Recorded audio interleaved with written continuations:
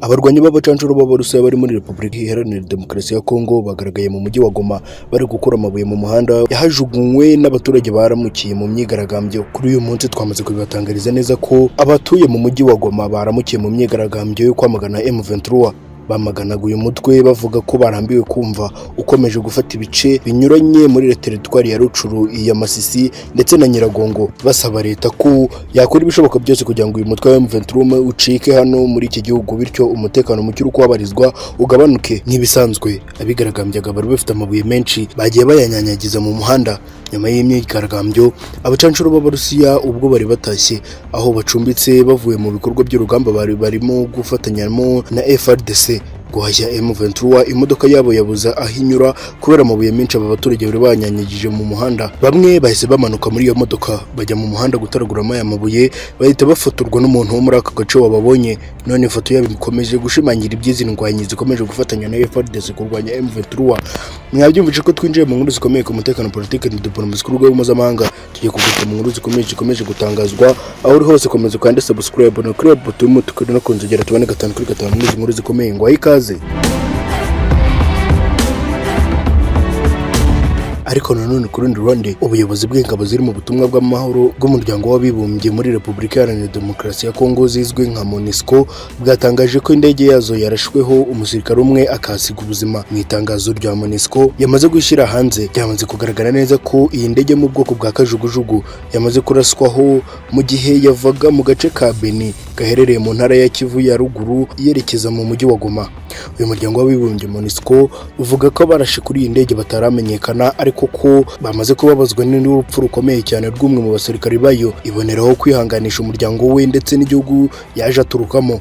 Ubuyobozi bw'izi ngabo kandi bwavuze ko bwamaganye iki gikorwa buvuga ko bwiteguye gukorana na leta ya Kongo Kinshasa kugira ngo abayirasheho bamenyekane kandi bazagezwe imbere y'ubutabera. Izi ndege zikomeye cyane za MONUSCO zagiye zifashishwa mu rugamba rukomeye cyane rukomeje guhanganisha FARDC ndetse na M23, aho zagiye zifashishwa mu gusuka ibisasu karundura ku mutwe wa M23. Ariko nanone ku rundi ruhande indi nkuru ikomeye cyane maze kutugeraho aka kanya nuko perezida w'u Rwanda Paul Kagame n'abandi bakuru b'ibihugu bigize umuryango wa Afurika y'Iburasirazuba bamaze kugera i Bujumbura mu Burundi, aho bagiye kuganira ku bibazo by'umutekano muke umaze iminsi uri kubarizwa muri Kongo. Uretse uyu muperezida w'u Rwanda Paul Kagame kandi abandi bakuru b'ibihugu bageze mu Bujumbura i Burundi barimo Yoweri Kaguta Museveni wa Uganda, William Ruto na Madamu Samia Suluhu Hassan wa Tanzania.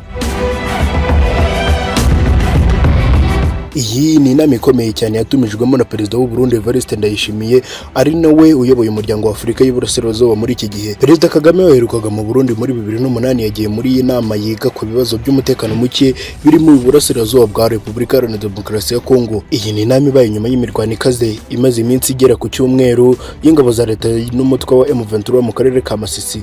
Ibintu kandi byarushijeho kumera nabi ku baturage ibihumbi bahunga izi ngabo zabo n'abasenyerwe byabo kubera iyi mirwano ikomeje guhuza igisirikare cya Kongo aricyo FARDC ndetse n'uyu mutwe wa M23. Ariko inyeshyamba za M23 zivuga neza ko zifuza ibiganiro bitaziguye na leta ya Kisekedi kugira ngo barangize aya makimbirane mu mahoro. Ariko nanone ku rundi ruhande byamaze gutangazwa neza ko bamwe mu batuye umujyi wa Goma bazindukiye mu myigaragambyo ivuga neza ko bagomba kwamagana bikomeye cyane umutwe wa M23. Aba baturage bavuga ko imyigaragambyo igamije gusaba no kotsa igitutu umutwe wa M23 kuva mu bice byose wigaruriye muri teritwari ya Rucuru, Nyiragongo na Masisi. Bakomeza bavuga ko umutwe wa M23 ukomeje kwigarurira ibice byinshi muri teritwari ya Rucuru na Masisi, ndetse ko ifatwa ry'utu duce ryatumye umuhanda Rucuru Goma na Goma Kicanga itakiri nyabagendwa, bikaba bitangiye kubagiraho ingaruka zikomeye cyane. Aba baturage bakomeje imyigaragambyo basabye ingabo za EAC kuva ku butaka bwa DRC vuba na bwangu ngo kuko ntacyo ziri gukora ngo zigabe ibitero kuri M23 ive mu duce twose yamaze gufata. Mwabyumvise ko twinjiye mu nkuru zikomeye ku mutekano, politiki na diplomasi ku rwego mpuzamahanga. Tugiye kugaruka mu nkuru zikomeje gutangazwa aho uri hose. Komeza ubane natwe kandi subscribe ni kuri button y'umutuku kuri no kundogera tubane 5/5 muri izi nkuru zikomeye. Ngo ikaze. benshi mu bitabiriye imyigaragambyo biganjemo urubyiruko, aho bafunze imwe mu mihanda yo muri uyu mujyi, bitumye ibikorwa by'ubucuruzi bisa n'ibihagarara mu masaha make, ndetse ko bishobora no kwiyongera iminsi ikaba iminsi myinshi imyigaragambyo igikomeje. Iyi myigaragambyo ikomeye ibaye nyuma y'abayobozi b'ibihugu bigize umuryango wa EAC bahuriye i Bujumbura mu Burundi mu rwego rwo kwiga ku kibazo cy'umutekano muke mu burasirazuba bwa DRC no gusuzuma uko imyanzuro ya Rwanda na Nairobi iri gushyirwa mu bikorwa. Ariko ibi aba baturage bakaba badashaka no kubimenya kuko imyigaragambyo bayitangiye kandi imaze gukomera. Abakecuru, abasaza, abagabo n'abagore, abana bose bagiye mu myigaragambyo yo gukomeza kurwanya uyu mutwe wa M23 w'iterabwoba. Ariko nanone ku rundi ruhande FPCN yasabye urubyiruko rwo muri DRC guhagurukira rimwe rukarwanya M23. Ati ishyaka ryacu riri mu bikorwa bigamije gushishikariza urubyiruko rw'abanyekongo guhagurukira rimwe rukarwanya umutwe wa M23 rwivuye inyuma. Ibi ni byatangajwe na Claude Nyamugabo, umuyobozi wa FPCN, mu jambo rikomeye cyane yari yageneye abayoboke b'ishyaka rye n'abanyekongo bose muri rusange. Muri iryo jambo, Claude Nyamugabo yasabye urubyiruko rw'abanyekongo kujya mu ngabo z'igihugu arizo FARDC kugira ngo rurwanye umutwe wa M23 yise umwanzi wugarije Repubulika Iharanira Demokarasi ya Kongo. Ariko nanone ku rundi ruhande bimaze gutangazwa neza ko hari inyeshyamba zimaze igihe zikorana na FARDC mu ntambara iri guhanganamo na M23 zitegereje guhabwa izindi ntwaro zaraye zigejejwe mu mujyi wa Goma.